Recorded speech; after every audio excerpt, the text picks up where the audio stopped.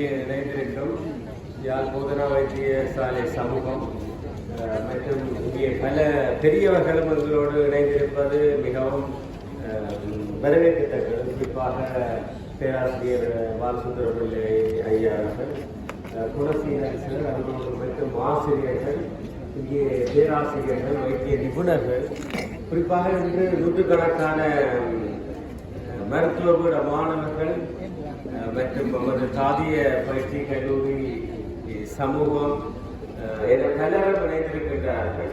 ஆகவே நாங்கள் தெளிவாக நீரிழிவு நோயின் பற்றி தெரிந்திருக்க வேண்டும். அது பற்றிய விழிப்புணர்வை ஏற்படுத்துவதற்காக நாங்கள் 5 கிலோமீட்டர் நடைபயணத்தில் ஈடுபட இருக்கின்றோம். ஒன்று, எங்கள் தேக ஆரோக்கியத்தை நாங்கள் மேம்படுத்திக் கொள்வோம்.